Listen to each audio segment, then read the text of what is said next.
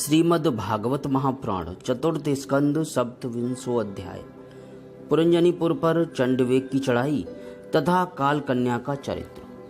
पिछले अध्याय में हमने राजा पुरंजन का शिकार खेलने के लिए वन में जाना और रानी का कुपित होना इसके विषय में सुना। अब आगे श्री नारद जी कहते हैं, महाराज, इस प्रकार वह सुंदरी अनेकों नखरों से पुरंजन को पूरी तरह अपने वश में कर उसे आनंदित करती हुई विहार करने लगी। उसने अच्छी तरह स्नान कर अनेक प्रकार के मांगलिक श्रृंगार किए तथा भोजन आदि से तृप्त होकर वह राजा के पास आई। राजा ने उस मनोहर मुख वाली राज महिषी का सादर अभिनंदन किया। पुरंजनी ने राजा का आलिंगन किया और राजा ने उसे गले लगाया। फिर एकांत में मन के अनुकूल रहस्य की बातें करते हुए वह ऐसा मोहित हो गया कि उस कामिनी में ही चित्त लगा रहने के कारण उसे दिन रात के भेद से निरंतर बीतते हुए काल की दुस्तर गति का कुछ भी पता न चला। मद से छका हुआ मनस्वी पुरंजन अपनी प्रिया की भुजा पर सिर रखे महामूल्य सैया पर पड़ा रहता। उसे तो वह रमणी ही जीवन का परम फल जान पड़ती थी। अज्ञान से आवृत हो जाने के कारण उसे आत्मा अथवा परमात्मा का कोई ज्ञान न रहा। राजन, इस प्रकार कामातुर चित्त से उसके साथ विहार करते करते राजा पुरंजन की जवानी आधे छड़ के समान बीत गई। प्रजापति उस पुरंजनी से राजा पुरंजन के 1100 पुत्र और 110 कन्याएं हुई, जो सभी माता पिता का सुयश बढ़ाने वाली और सुशीलता उदारता आदि गुणों से संपन्न थी। ये पुरंजनी नाम से विख्यात हुई। इतने में ही उस सम्राट की लंबी आयु का आधा भाग निकल गया। फिर पांचाल राज पुरंजन ने पितृवंश की वृद्धि करने वाले पुत्रों का वधुओं के साथ और कन्याओं का उनके योग्य वरों के साथ विवाह किया। पुत्रों में से प्रत्येक के 100 पुत्र हुए। उनसे वृद्धि को प्राप्त होकर पुरंजन का वंश सारे पांचाल देश में फैल गया। इन पुत्र पौत्र गृह कोष सेवक और मंत्री आदि में दृढ़ ममता हो जाने से वह इन विषयों में ही बंध गया।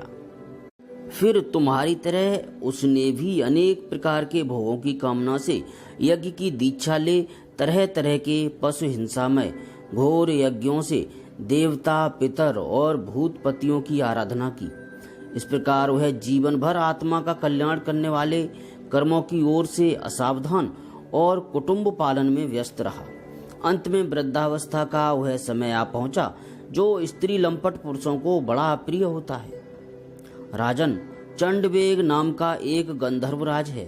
उसके अधीन 360 महाबलवान गंधर्व रहते हैं। इनके साथ मिथुन भाव से स्थित कृष्ण और शुक्ल वर्ण की उतनी ही गंधर्वियां हैं। ये बारी बारी से चक्कर लगाकर भोग विलास की सामग्रियों से भरी पूरी नगरी को लूटती रहती हैं। गंधर्वराज चंडवेग के उन अनुचरों ने जब राजा पुरंजन का नगर लूटना आरंभ किया तब उन्हें 5 फन के सर्प प्रजागर ने रोका।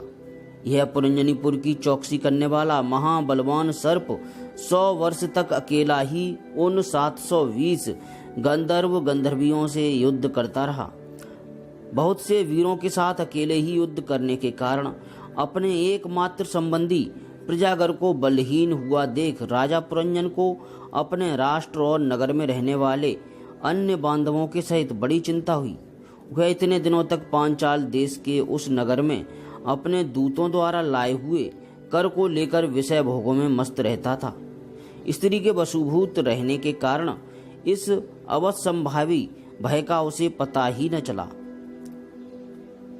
वरिष्मन इन्हीं दिनों काल की एक अन्य कन्या वर की खोज में त्रिलोकी में भटकती रही। फिर भी उसे किसी ने स्वीकार नहीं किया। वह काल कन्या अर्थात जरा बड़ी भाग्यहीना थी, इसलिए लोग उसे दुर्भगा कहते थे। एक बार राजर्षि पुरु ने पिता को अपना यौवन देने के लिए अपनी ही इच्छा से उसे वर दिया था। इससे प्रसन्न होकर उसने उन्हें राज्य प्राप्ति का वर दे दिया। एक दिन मैं ब्रह्मलोक से पृथ्वी पर आया तो वह घूमती घूमती मुझे भी मिल गई। तब मुझे नैष्ठिक ब्रह्मचारी जानकर जानकर भी कामातुर होने के कारण उसने वरना चाहा। मैंने उसकी प्रार्थना स्वीकार नहीं की। इस पर उसने अत्यंत कुपित होकर मुझे यह दुस्सह शाप दिया कि तुमने मेरी प्रार्थना स्वीकार नहीं की, अतः तुम एक स्थान पर अधिक देर न ठहर सकोगे। तब मेरी ओर से निराश होकर उस कन्या ने मेरी सम्मति से यवनराज भय के पास जाकर उसका पति रूप से वरण किया और कहा, वीरवर, आप यवनों में श्रेष्ठ हैं। मैं आपसे प्रेम करती हूँ और पति बनाना चाहती हूँ। आपके प्रति किया हुआ जीवों का संकल्प कभी विफल नहीं होता।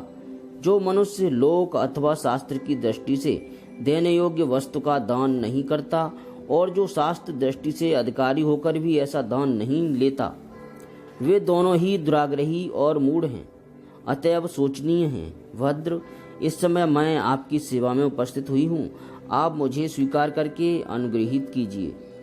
पुरुष का सबसे बड़ा धर्म दीनों पर दया करना ही है। कालकन्या की बात सुनकर यवनराज ने विधाता का एक गुप्त कार्य कराने की इच्छा से मुस्कुराते हुए उससे कहा, मैंने योग दृष्टि से देखकर तेरे लिए एक पति निश्चय किया है। तू सबका अनिष्ट करने वाली है, इसलिए किसी को भी अच्छी नहीं लगती और इसी से लोग तुझे स्वीकार नहीं करते। अतः इस कर्म जनित लोक को तू अलक्षित होकर बलात् भोग। तू मेरी सेना लेकर जा, इसकी सहायता से तू सारी प्रजा का नाश करने में समर्थ होगी। कोई भी तेरा सामना न कर सकेगा। यह प्रज्वार नाम का मेरा भाई है और तू मेरी बहन बन जा। तुम दोनों के साथ मैं अव्यक्त गति से भयंकर सेना लेकर सारे लोकों में विचरूंगा। श्रीमद् भागवत महापुराण चतुर्थ स्कंद 27वां अध्याय समाप्त। जय श्री कृष्ण।